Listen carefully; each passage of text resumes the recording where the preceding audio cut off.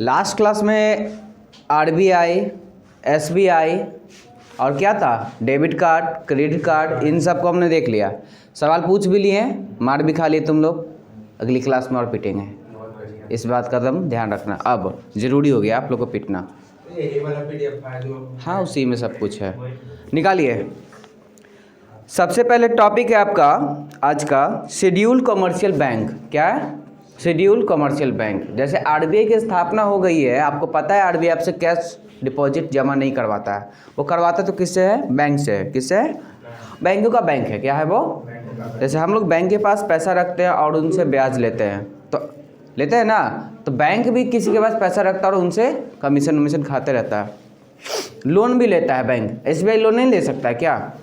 क्या सर वो तो लोन देता है, लोन कैसे लेगा? वो लोन लेता है, एक तरह से कैश रिजर्व रेशियो रखता है ना जब आरबीआई के पास, तो उसमें आता है। आपको एक रेपो रेट पढ़ाए थे बहुत समय पहले, एक रिवर्स रेपो रेट।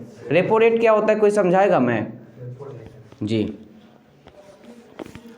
बिल्कुल लग रहा है प्रोफेशनल माइक लिए हुए हैं, क्योंकि नहीं बना। तो देखो, भारत में कमर्शियल बैंक था, सबको पता चल गया। कमर्शियल बैंक जो होता है वो क्या करता है? कमर्शियल बैंक क्या करता है? आपको लोन देता है, आपसे डिपॉजिट लेता है, यही सारा काम करता है ना। आपको डिपॉजिट पर आपको पैसा देता है, आपके डिपॉजिट पर आपको पैसा देता है, ब्याज देता है, ये सारा कमर्शियल बैंक का काम है। क्या आरबीआई का काम है ये सब? नहीं है। अगर हम बात करें कि कमर्शियल जो बैंक है हमारे पास, शेड्यूल्ड कमर्शियल बैंक, उसमें कितने तरह के बैंक आते हैं? तो पहला आपका है पब्लिक सेक्टर बैंक, दूसरा है प्राइवेट सेक्टर बैंक, तीसरा है रीजनल रूरल बैंक, आरआरबी। जैसे आरआरबी ग्रामीण बैंक का नाम सुने होंगे, जिसका वैकेंसी आता है और अगस्त में हर साल एग्जाम होता है और पेपर इसका बहुत हल्का होता है। हाँ, उसका इंग्लिश जो है उतना मैंडेटरी वार्तालाप नहीं। तो पब्लिक सेक्टर बैंक होता है, प्राइवेट सेक्टर बैंक होता है, और क्या होता है? रीजनल रूरल बैंक, ग्रामीण बैंक। क्या होता है? ग्रामीण बैंक होता है। अब हम पब्लिक सेक्टर की बैंक करें तो उसमें दो तरह के बैंक आएंगे, एक आएगा एसबीआई और एक आएगा नेशनलाइज बैंक। ये कगो आता है जी, मतलब हम आज पढ़ाने नहीं,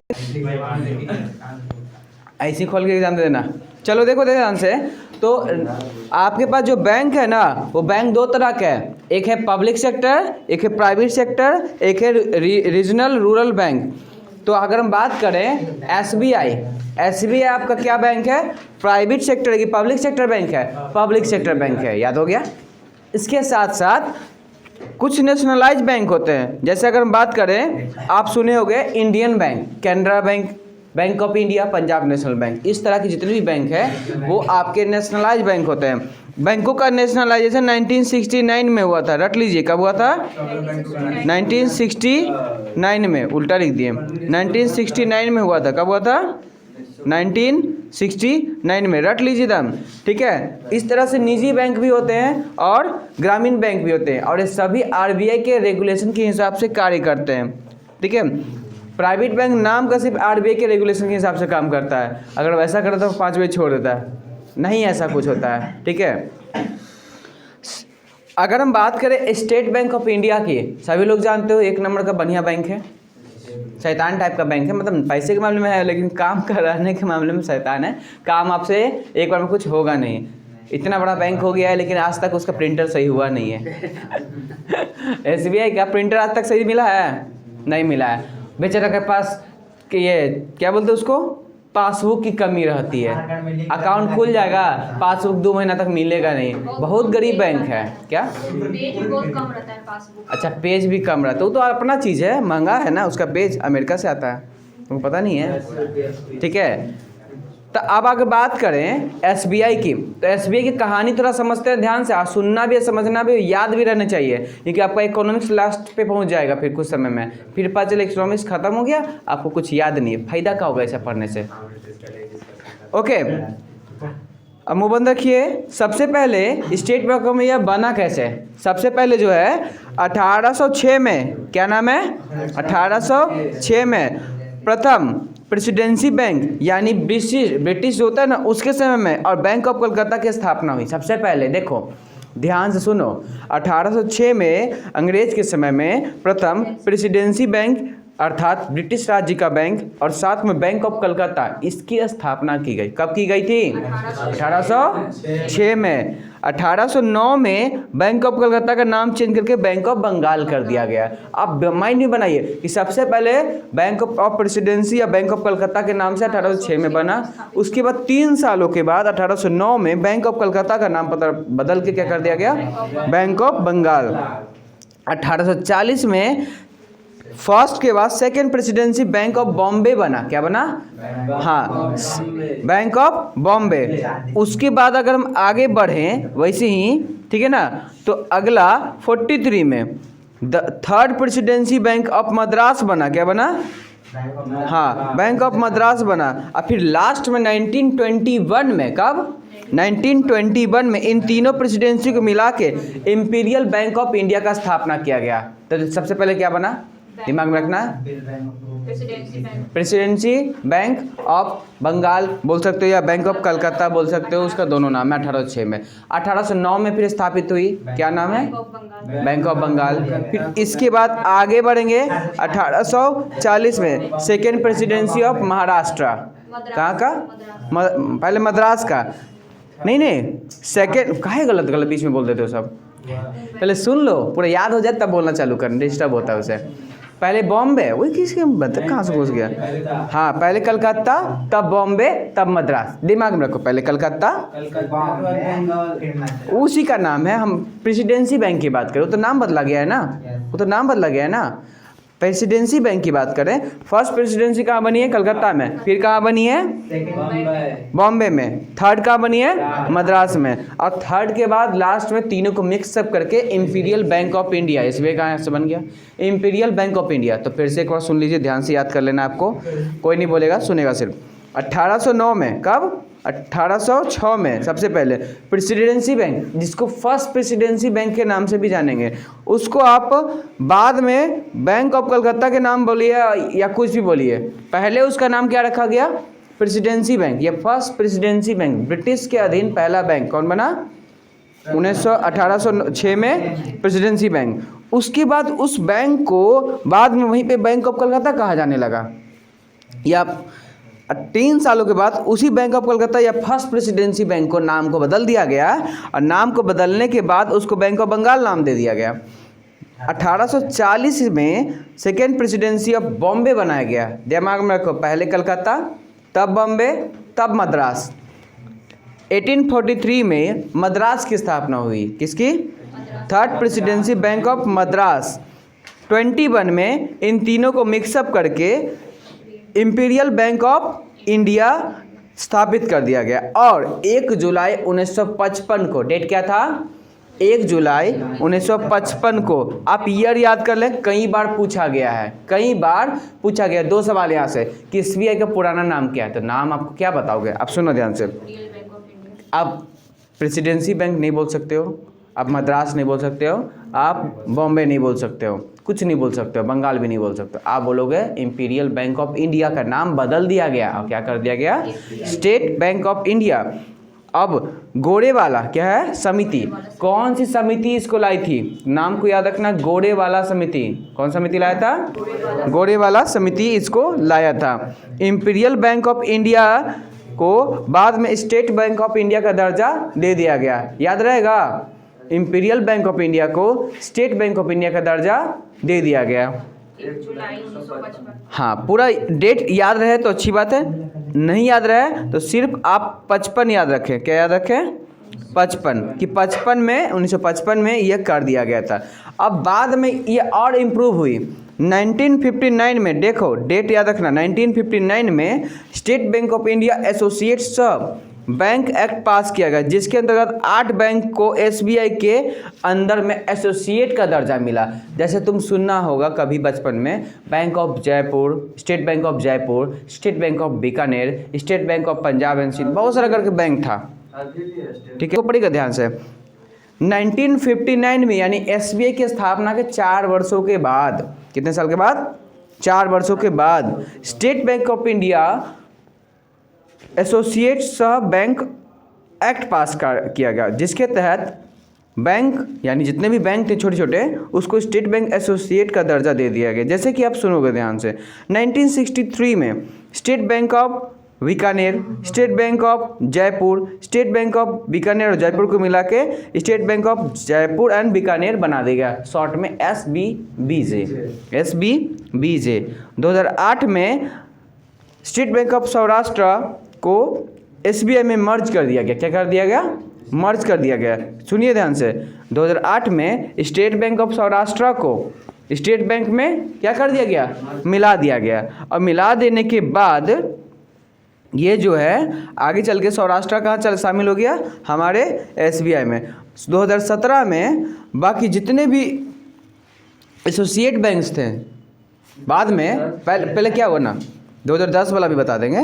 जैसे 2010 में स्टेट बैंक ऑफ इंदौर को SBI में मिलाया गया। देखिए आपको कब मिलाया गया वो याद नहीं रखना है, याद रहा तो ठीक है, नहीं रहा तो भी ठीक है। बट SBI के बारे में हिस्ट्री को समझना जरूरी होता है कि ऐसी SBI की स्थापना नहीं हुई है।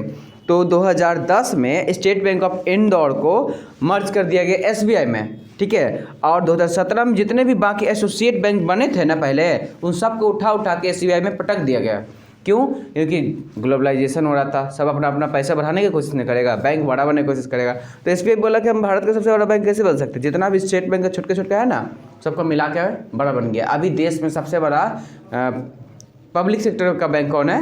SBI ही है। SBI से बड़ा कोई बैंक है नहीं। अगर ये सब सारा एसोसिएट टूटा रहता ना, टूटा फूटा तो हो सकता है PNB सबसे बड़ा कहलाता, हो सकता है और कोई बैंक बड़ा कहलाता, लेकिन SBI बड़ा क्यों कहलाया? कि जितने भी इसके एसोसिएट बैंक बने थे उस समय, मद्रास, इंदौर, इन सब को मिला के क्या बना दिया गया? SBI बना दिया गया। कब? डेट याद रखना, 2017 में। आगे पढ़ेंगे। 5 एसोसिएट इसके मेन यहाँ पर दिए गए, ध्यान से देखिएगा। पहला है State bank of Jaipur and Bikaner, Hyderabad, Mysore, Patiala and Travancore, ठीक है। ये 5 इसके स्टेट बैंक के मुख्य क्या थे? एसोसिएट बैंक थे। हम इसमें से बीकानेर देखे हैं, मैसूर देखे हैं, पटियाला, त्रिवेंद्रकोर ये सब नहीं देखे हैं, ठीक है। आप तो वो भी नहीं देखे होंगे। इन सब का ब्रांच देखे हो भाई? फोटो देख लो, पासबुक देख लो, चेकबुक देख लो, मिल जाए शायद कहीं पर घर में, लेकिन कहीं ब्रांच देखे हो? चौक पर था इसका, state bank of Bikaner and Jaipur. बताते हैं कहाँ पे है? वो पंजाब एंड सिंध बैंक है, उससे थोड़ा सा आगे बढ़े ना वहाँ पे, तो वहाँ पे लिखा हुआ है कि state bank of Bikaner and Jaipur. जैसे कि हाँ नहीं लिखा हुआ है, बोर्ड चेंज हो गया, ठीक से देखो, ठीक है। बिजली बिल जमा करने जाते हैं वहाँ बंद हो गया, वहाँ बंद हो गया, अब नहीं है, बहुत पहले था, इसलिए तो बोले। कब देख लिया तो फोटो खींच के लाना तो। ओके, यह हो सकता है बोर्ड लगाओ बैंक बंद हो गया होगा। भारत की सबसे बड़ी बैंक कौन है अभी पब्लिक सेक्टर की? SBI। और विश्व में मात्र 43 नंबर पर है। मात्र क्या, बहुत ख़राब है। भारत में भली बन पड़ा है, लेकिन पूरे विश्व में कितना नंबर पड़ा है? 43 नंबर पर है। कितना नंबर पड़ा है? SBI। SBI ने भारत में सर्वप्रथम म्यूचुअल फंड की शुरुआत की थी। आप याद रखिएगा, SBI सबसे पहले पूछा ना कि म्यूचुअल फंड कौन लाया है? म्यूचुअल फंड समझते हो? शेयर डिबेंचर होता है ना, शेयर मार्केट, उसमें म्यूचुअल फंड होता है। तो SBI सबसे पहले म्यूचुअल फंड लाया है। SBI का मुख्यालय कहाँ पर है? हाँ। अगर हम बात करें SBI के अध्यक्ष की, जो कि अभी आपको देखना नहीं है, नहीं देखना, चेंज कर देंगे। SBI के वर्तमान अध्यक्ष हम एक बार वेरीफाई कर लेंगे कि ये 2020 अक्टूबर तक बने थे, तो अभी इतना समय हो चुका है तो चेंज हो गया। सतीकांत जैन तो RBI में है। अभी क्या बताया तुमको जी? नहीं याद है। दिनेश कुमार खड़ा, क्या नाम है इसका? दिनेश कुमार खड़ा किसका है? SBI के अध्यक्ष हैं, याद रहेगा। अब ये तो हो गया SBI कहानी खत्म। SBI का हेडक्वार्टर कहाँ पर है? मुंबई में है। ओके, अगर हम बात करें एक पॉइंट और, जो टैग लाइन होता है वो क्या है स्टेट बैंक का? तो प्योर बैंकिंग, हाँ, प्योर बैंकिंग, नथिंग एल्स। रट लो ध्यान से, इसमें नहीं अवेलेबल है। अब हमने बताया था कि 1969 में बैंकों का नेशनलाइजेशन हुआ था और सारे बैंक जो है सरकार के अंदर में चले गए, RBI के अंदर में वो काम करने लगे। 1969 में 14 बैंकों का नेशनलाइजेशन हुआ था। रट लीजिए दम तोता की तरह, ठीक है। पूंजी 50 करोड़ और उससे अधिक, जिस भी बैंक के पास 50 करोड़ और उससे अधिक पूंजी थी वो नेशनलाइज बैंक के अंदर में शामिल हो गया था। अभी तो सिर्फ 100 करोड़ चाहिए रजिस्ट्रेशन के लिए, चाहिए ना, बताए थे उस दिन। अभी अगर तुम NBFC बनना जाना चाहते हो छोटका वाला, उसमें 100 करोड़ चाहिए और उस समय 50 करोड़ में नेशनलाइज बैंक बन गया था। अभी अगर तुम बैंक खोलना चाहो तो तुमको बैंक डायरेक्ट मिल जाए खोलने के लिए, नहीं NBFC मिलेगा, जो छोटे छोटे होता है ना, स्मॉल फाइनेंस बैंक भी नहीं, NBFC non banking financial corporation में बनने के लिए मिलेगा, और उसके लिए भी 100 करोड़ का पूंजी चाहिए, ठीक है। और तुम बैंक बनना चाहो तो कितना करोड़ का पूंजी चाहिए हिसाब कर लो। तो उस समय जब 1969 में 14 बैंक का नेशनलाइज किया गया तो उनकी पूंजी कितनी थी, हर एक बैंक की कम से कम 50 करोड़ या उससे ऊपर। उस समय में 50 करोड़ का वैल्यू था ना। दूसरी बार नेशनलाइजेशन 1980 में हुई थी, ये भी याद रखिएगा। पहले 14 बैंकों का हुआ था, बाद में 6 बैंकों का हुआ था। पहले कितने बैंकों का हुआ था, 14 बैंक का, फिर 6 बैंकों का हुआ था। और बाद में जब 6 बैंकों का हुआ तो उनका जो कैपिटल लिखा गया नेशनलाइजेशन के लिए 200 करोड़। अब तुम सोचो 20 साल में 200 करोड़ हो गया तो अभी कितना होगा, 1000 करोड़, और लगभग 20 साल ही मान के चलो होगा, जनवरी उनवरी का अंतर हो जाए कुछ आगे पीछे, लगभग 20 साल में 200 करोड़ यानी 500 करोड़, अभी 1000 करोड़ पार कर गया होगा अगर नेशनलाइज बैंक बनना चाहता हो तो कम से कम। अब सुनो ध्यान से, यहाँ पे अगर भारत में राष्ट्रीयकरण करना चाहता किया गया दूसरा बार तो कब किया गया, 1980 में, 1980 में। और इसकी पूंजी कितनी निर्धारित की गई कि हाँ अगर आपके पास 200 करोड़ है तो आइए मेरे पास, आपको नेशनलाइज कर देते हैं, नहीं तो नहीं होगा आपका। इसके बाद अगर हम बात करें इसके अंदर में एक और पॉइंट आपको हम समझाना चाहते हैं, देखिएगा 2004 में IBDI क्या, IBDI को राष्ट्रीयकृत बैंक का दर्जा दिया गया, जो अभी भी LIC को शेयर क्या है, इसके शेयर LIC को दे दिए गए। 2004 में IDBI, यहाँ गलत लिखा गया गलती से, IDBI होगा, सॉरी यहाँ होगा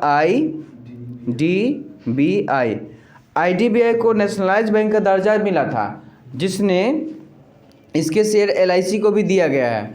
और LIC में सरकार का 96.8% हिस्सा कल करंट अफेयर में पड़े थे, सरकार का हिस्सा, इसलिए कहते हैं LIC सरकारी है, प्राइवेट अभी नहीं हुआ, कुछ हिस्सा बेचा गया। सब सुनने में आता है ना कि LIC तो अब सरकार बेच दिया, अरे बेच पूरा थोड़ी दिया, 100 रुपये में 4 रुपये बेचे, 96 रुपये रखे हुए हैं, यानी पावर अभी भी सरकार के हाथ में, नहीं तो पता चलता कि LIC सहारा बन जाता।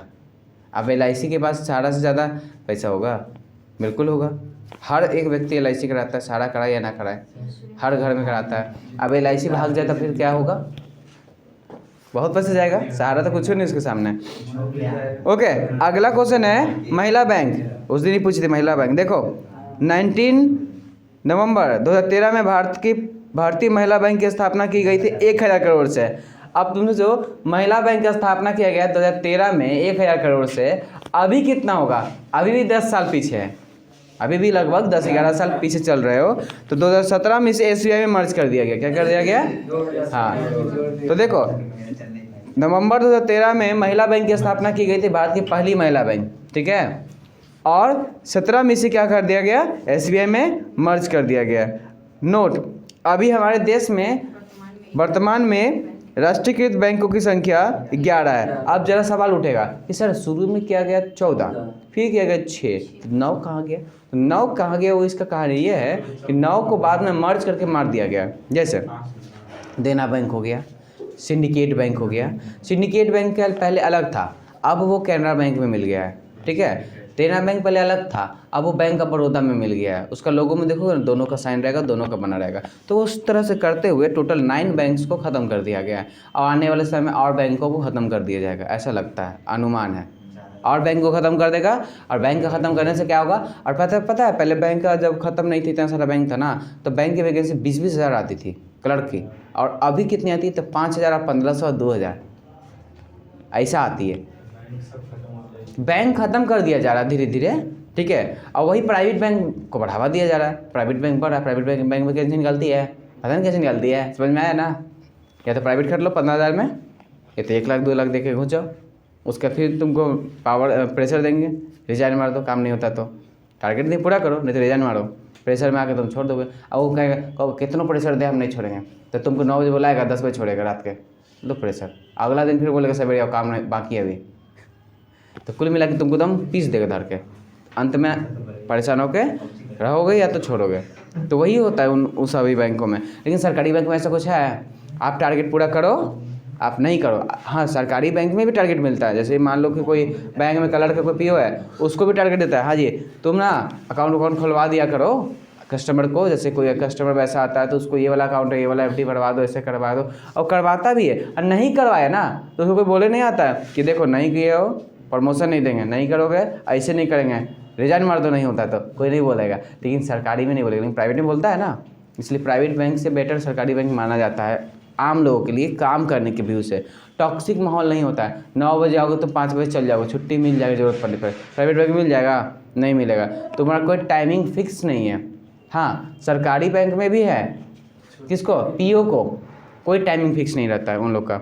9 बजे आता है ना तो रात को 9 बजे जाते हैं, क्योंकि उसका काम ज़्यादा रहता है तो पैसा भी तो ज़्यादा लेता है। 70,000 सैलरी लेता है, इसी लेता है, मजाक क्या है। और कलर का बेचारा 35,000 में खुश है, डबल सैलरी ले रहा है, तो ऐसे थोड़ी देगा, काम करवाएगा। और काम करने के बाद, लेकिन हाँ PO से कोई काम अगर नहीं हुआ, आज कल ही करेगा या कल का काम परसों कर दिया, उसको कोई बोलने नहीं है कि रिजाइन मार दो नहीं हो रहा तो गुस्सा में कौन बोलेगा, क्योंकि वो प्योर सरकारी और इंटरव्यू वगैरह दे करके गया है। ठीक है, तो अगर यही प्राइवेट बैंक में रहता तो उसको सब बोलता है। प्राइवेट बैंक बोले ना, सरकारी बैंक का चपरासी बढ़िया है प्राइवेट बैंक के PO से, यही सिस्टम बना हुआ है इसके अंदर। चलिए, तो भारत में अभी नेशनलाइज बैंक की संख्या कितनी है? 14 या 20? 11 याद है, तो याद रखिएगा। अब इसी तरीक़े से आपके आती है निजी बैंक। क्या आती है? निजी बैंक बोले तो प्राइवेट बैंक। ऐसी बैंक्स जो प्राइवेट, जिसके पूरा जो स्वामित्व है ना प्राइवेट हाथों में है। किसके हाथों में? किसी एक व्यक्ति के हाथ में, सरकार के हाथ में नहीं है। और इसकी शाखाएं कहाँ होंगी? पूरे भारत में फैली होंगी। इस तरह के बैंक को हम लोग निजी बैंक के नाम से जानेंगे। और निजी बैंक जो होता है ना, जैसे कि एग्जाम्पल में आप समझ लीजिए, ICICI बैंक का नाम सुने हैं सभी लोग? सुने हैं। HDFC का नाम सुने हैं? हाँ, तुम्हारा अकाउंट है? अरे बहुत पैसे वाले तुम हो, तुम्हारा अकाउंट है इसमें। तो इस सब में 10,000 से अकाउंट खुलता है। माइनस बोलता माइनस हो गया। देखो HDFC बैंक जो है ना, ये सब हो गया। एक्सिस बैंक का पुराना नाम कई बार एग्जाम में पूछा है, UTI, unit trust of India, full form लिख लो वहाँ पर, नहीं आता तो तुम लोग तो कंबल में हाथ डाल के बैठे रहोगे, लिख लो ना, बाद में काम देगा। कंबल में हाथ डाल के सब बैठे ले। अरे जब बोले कुछ नया बात तो उसमें नहीं वाला लिख लो। क्या होता है? Unit trust of India full form होता है। एक्सिस बैंक का पुराना नाम है, क्या है? एक्सिस बैंक का पुराना नाम है Kotak Mahindra bank, yes bank, बंधन बैंक, IDFC बैंक। ये सब बैंक है ना? किसका?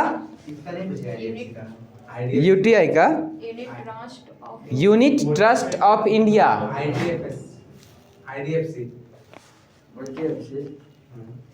अरे वो अलग, वो बैंक का है, वो फुल फॉर्म बाद में देख लेना उसका। ठीक है, इंडस्ट्रियल डेवलपमेंट फाइनेंशियल कॉर्पोरेशन। ठीक है, लिखेगा industrial development financial corporation, IDFC का। तो वो आप खुद कर लीजिएगा, मिल जाएगा बाद में, उससे कोई मतलब दिक्कत नहीं है। ठीक है, जैसे ICICI बैंक हो गया, HDFC बैंक हो गया, यस बैंक हो गया, कोटक महिंद्रा बैंक हो गया, उसके बाद बंधन बैंक हो गया। इन सब का वैकेंसी कब आएगा, कब जाएगा, कोई आता तो है नहीं, कम तो है लो। क्या वैकेंसी करोगे? अभी है कौन सा? स्मॉल फाइनेंस बैंक का, जिसका हम बोले उसमें 100 रुपया भरने का लगेगा, और उसके बाद में ट्रेनिंग वेनिंग लेके 1 लाख रुपये दे करके 1 लाख वापस मिल जाएगा, ज्वाइन कर लो।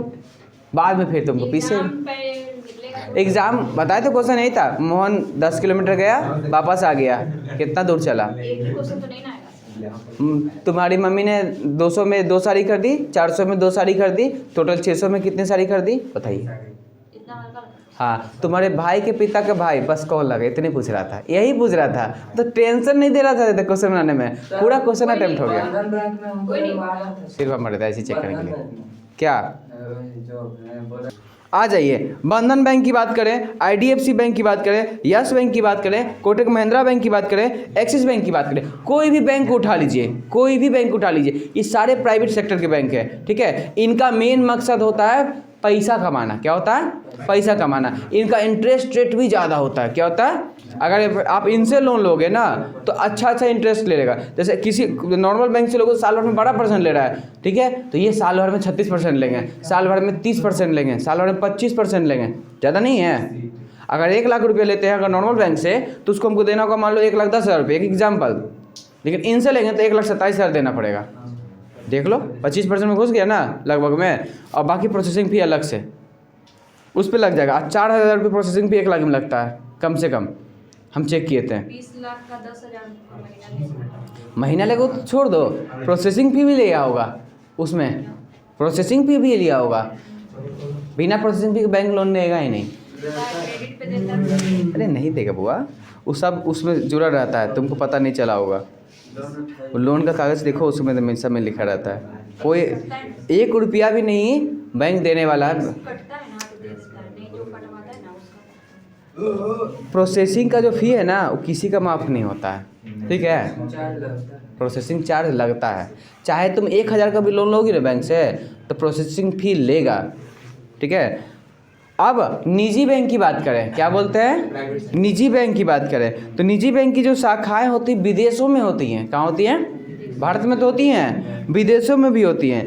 अब विदेशों में जैसे देखो standard chartered bank, royal bank of Scotland, city bank, ये जो विदेशी बैंक है, कैसे बैंक है, विदेशी बैंक है, इनका ब्रांच कहाँ खुला हुआ है? इंडिया में। जैसे बैंक ऑफ चाइना है, कंफर्म नाम से ही लग रहा है कि चाइना का बैंक होगा, लेकिन उसका ब्रांच अगर इंडिया में खोल देंगे तो नहीं खोल सकते क्या? खुलेगा। ये स्टैंडर्ड चार्टर्ड बैंक हो गया, royal bank of Scotland, Scotland Bharat में है जी? नहीं है। सिटी बैंक भारत में है? नहीं है। ये सारे बैंक का जो हेडक्वार्टर है ना या फिर बाहर देशों में होता है, उसका प्राइवेट यहाँ पर खोला जाता है। तो यहाँ का जो HDFC है, ICICI है, इसका भी बहुत जगह खुला हुआ है बाहर में। सिंगापुर में चले जाओ, जापान में चले जाओ, कोरिया में, बहुत सारे देश है, वहाँ चले जाओ, तुमको HDFC ICICI बैंक दिख सकता है, ठीक है। हाँ, जब उसका इंटरव्यू रहेगा ना तब देख लेना कि उसका कहाँ कहाँ ब्रांच है, इंटरव्यू में इम्प्रेस करने के लिए। अभी ज़रूरत नहीं है उसका, ठीक है। RBI द्वारा निजी बैंकों को लाइसेंस देने के क्या नियम है? यानी RBI किसी भी निजी बैंक को लाइसेंस दे सकता है? ऐसे ही नहीं देगा, उसका प्रोसेस होता है। क्या होता है? प्रोसेस होता है। अब देखो कोई भी NBFC, full form NBFC, non banking financial corporation, यानी ऐसा फाइनेंशियल कंपनी, कॉरपोरेशन या कंपनी जो भी है देख लेना, जो कि नॉन बैंकिंग काम करता है, यानी बैंक वाला काम नहीं करता है, लेकिन वो पैसा वगैरह देने का काम, लोन देने का काम करता है, या अन्य कंपनी जो बैंकिंग या वित्त से संबंधित है, पहला बात है वो होना चाहिए, तभी उसको RBI क्या देगा? लाइसेंस देगा बैंक बनने का। क्या देगा? RBI licence. क्या बनने के लिए देगा? लाइसेंस। बैंक बनने के लिए लाइसेंस देगा। और साथ में उसके बैंक के पास या उस कंपनी के पास 500 करोड़ की न्यूनतम पूंजी होनी चाहिए। क्या होनी चाहिए? 10 वर्ष का अनुभव। और साथ में 10 साल का एक्सपीरियंस भी होना चाहिए बैंकिंग सेक्टर में। ऐसा नहीं है कि आज हम कहीं गए हैं 500 करोड़ रुपये मिल गया तब बोले RBI गए दो लोन दो, नहीं, ऐसा नहीं है। आपको 10 साल तक सर्विस देना होगा, ठीक है, तब जाके आपको लाइसेंस मिलेगा। तो अगर मेरे पास 600 करोड़ रहेगा तो हम एक छोटा सा NBFC खोलवाएंगे किसी तरीक़ा से, उससे लोन बंटवाएंगे, वसूली करवाएंगे, ठीक है। और उसके बाद क्या होगा? लोन देंगे, वसूली करवाएंगे, 10 साल तक ऐसा प्रोसेस कर लेंगे ना, तब जाके हम अप्रोच कर सकते हैं किसको? RBI को, क्या आप मुझे निजी बैंक का दे दो। तो जैसे एक्सिस बैंक का नाम सुने, ठीक है, क्या नाम था उसका? UTI हो गया, ICICI सुने, वैसे मेरा एगो छोटा बैंक बनेगा, उज्जीवन स्मॉल फाइनेंस बैंक का नाम सुने हो? तो वो स्मॉल क्यों लिखा? क्योंकि उसकी पूंजी क्या है? बहुत कम है, ठीक है।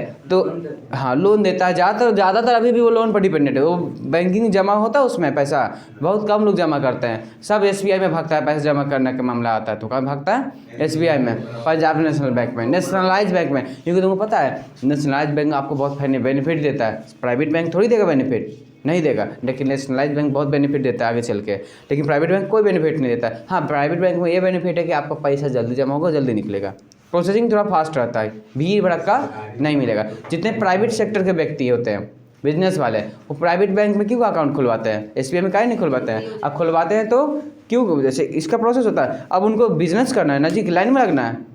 अब जिनको लाखों का टर्नओवर दिन में रहेगा वो बैंक में जाकर लाइन नहीं लगते रहेगा बार-बार। जानते देता है वो, जान पहचान वाला है, लेकिन ICICI बैंक में तुम जाओगे ना तो उसको बैठाएगा, बढ़िया से पैसा लेकर चाय पिला के भेजेगा, ठीक है, बढ़िया से बैठा के चाय पिला के भेजता है। और वहाँ लाइन एकदम बिल्कुल ऐसे 2 आदमी 3 आदमी ऐसे रहेगा, एक ही काउंटर है। SBI वगैरह में सब में जाते हैं, कस्टमर ज़्यादा होता है, मानते हैं, कस्टमर खुदरा कस्टमर होता है ना इनके पास, और उनके पास सीधे थोक कस्टमर होता है, और कोई भी काम फास्ट करता है। कौन? Private sector bank. तुम कोई भी बड़ा बड़ा व्यक्ति का जो मेन बिजनेस अकाउंट होता है ना, मेन बिजनेस अकाउंट, बहुत बड़ा बड़ा रखा है। वो कोशिश करता है कि किस में रखे, प्राइवेट बैंक में रखे, आसपास में जाकर प्राइवेट बैंक है ना तो वहाँ ज़रूर रखता है। इससे उसको बहुत सारा फ़ायदा मिलता है।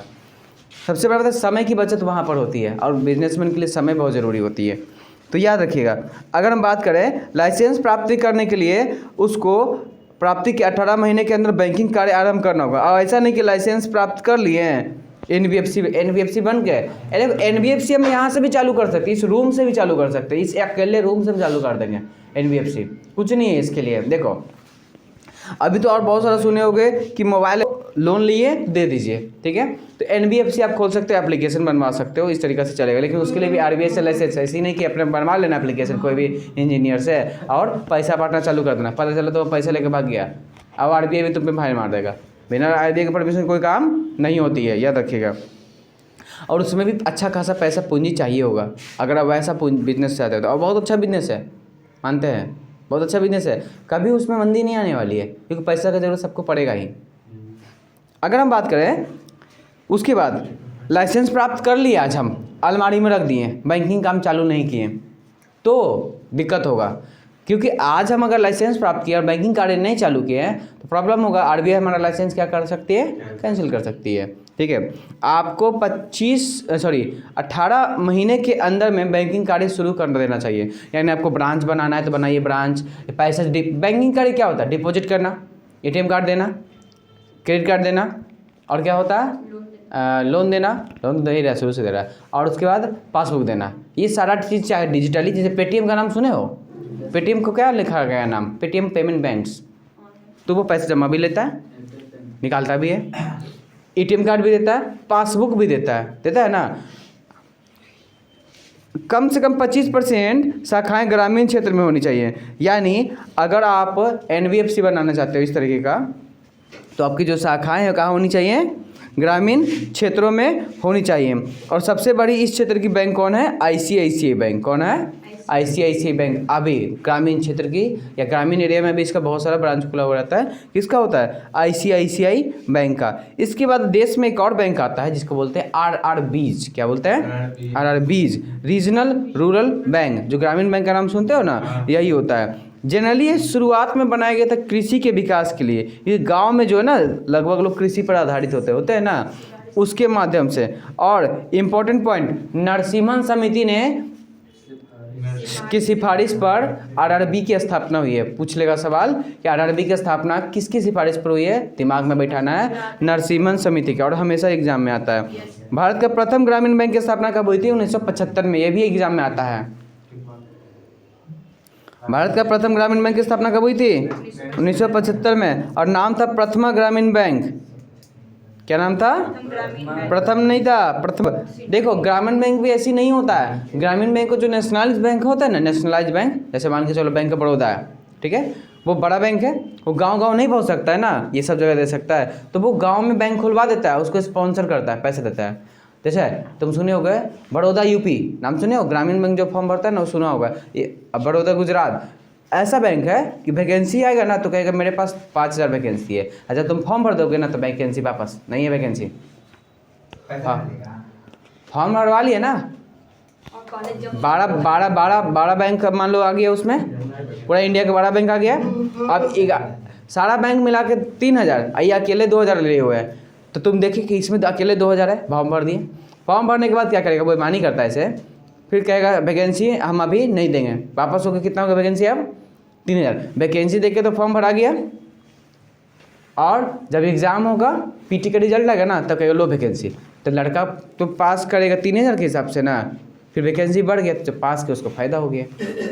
मतलब वैकेंसी घटाते बढ़ाते रहती है। तो ये स्पॉन्सर होता है, क्या होता है, तो वैसे ही प्रथमा ग्रामीण बैंक को स्पॉन्सर कौन किया था, सिंडिकेट बैंक, जो आज नहीं अवेलेबल है। अवेलेबल है नहीं है, मर्ज हो गया किस में, कैनरा बैंक में, याद रखना। आगे देखते हैं, गोवा में और सिक्किम में कोई भी आरआरबी बैंक नहीं है, ठीक है। गोवा में सिक्किम में कोई भी आरआरबी बैंक नहीं है अपना, ठीक है।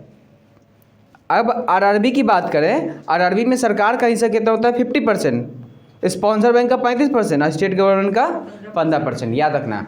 अगर बिहार में, यहाँ पर कौन है, बिहार कोऑपरेटिव बैंक है, उसमें 50% किसका होगा, केंद्र सरकार का हिस्सा। 35% किसका होगा, जो भी बैंक उसको स्पॉन्सर किया उसका होगा, स्पॉन्सर करता है ना। और स्टेट गवर्नमेंट का कितना हिस्सा होगा, 15% होगा। ये आप आरआरबी का रेशियो याद रखिएगा, ठीक है ना, दिमाग में इसको। बैंक के बारे में आप समझ चुके हैं कि बैंक 3 तरह के होते हैं, प्राइवेट, सरकारी और आरआरबीज। आरआरबीज की स्थापना कैसी कब हुई, दिया हुआ 1875 में हुई थी नरसिम्हा समिति के द्वारा। हाँ 1975 ही बोले हैं, गलती से 1875 बोला गया एक बार। और उसके बाद प्रथमा ग्रामीण बैंक सबसे पहला था जो सिंडिकेट बैंक द्वारा स्पॉन्सर था, जिसमें 50% हिस्सेदारी किसकी होती है, सरकार की होती है, 15% हिस्सेदारी वही केंद्र सरकार की होती है, 15% किसकी होती है, राज्य सरकार की होती है, 35% स्पॉन्सर बैंक की होती है। ये हो गया ग्रामीण बैंक, नरसिम्हा समिति के द्वारा होता है, ठीक है। अगर हम बात करें इसके बाद प्राइवेट सेक्टर बैंक है जो कि बहुत सारी है, ठीक है। उसका बनाने का नियम तुमको सबको पता है कि अगर तुम प्राइवेट सेक्टर बैंक खोलना चाहते हो तो पहली बार 10 वर्ष का अनुभव होना चाहिए, 500 करोड़ की पूंजी होनी चाहिए, जो कि संभव नहीं है। और सबसे पहले तुम बैंक नहीं बनोगे, पहले क्या बनोगे, NBFC बनोगे। और NBFC से पहले क्या बनेगा, वो एप्लीकेशन खोल के नॉर्मल लोन देगा, तब जाके, या फिर डायरेक्ट NBFC कर सकते हो, कोई दिक्कत नहीं, लेकिन उतना पूंजी रहेगा तब ना। अब तो खुद लोन लेते हो, कहाँ से दोगे है ना। अब उसके बाद सरकारी बैंक बनने का है, तो सरकारी बैंक का तो तुमको पता ही थे, शुरुआत में कितना था हुआ था, 1969 में कितना बैंक नेशनलाइज हुआ था, 14 और 6 कब हुआ था, 1980 में। जब 14 बैंक का नेशनलाइजेशन हुआ तो उसकी पूंजी कितनी बोली गई थी मिनिमम, और जब 80 में हुआ तो 200 करोड़। बाद में नेशनलाइज बैंक की संख्या कितनी हो गई, अभी लास्ट में 13 में गदा उदा है क्या, 11 है नेशनलाइज बैंक, मतलब 13 में ही 11। अभी देखो, अभी हमारे पास जो नेशनलाइज बैंक रिसेंट में महिला बैंक की स्थापना हुई थी, कितना करोड़ के साथ हुई थी, 1,000 करोड़ से, उसको मर्ज कर दिया गया फिर से किस में, SBI में। SBI में कितनी मतलब एसोसिएट बैंक थी, 5। कौन कौन थी बताओ, सोचो, पूरा नाम बोलो ना, बीकानेर था, मैसूर था, हैदराबाद था, त्रिवेंद्रपुर था, पटियाला था, याद रखना। तो ये आपका बैंक के बारे में इंफॉर्मेशन कंप्लीट हो चुका है। बाकी सेकंड पार्ट में कंप्लीट करेंगे, क्योंकि दिमाग में आपको धीरे धीरे भरना है, निकालना नहीं है।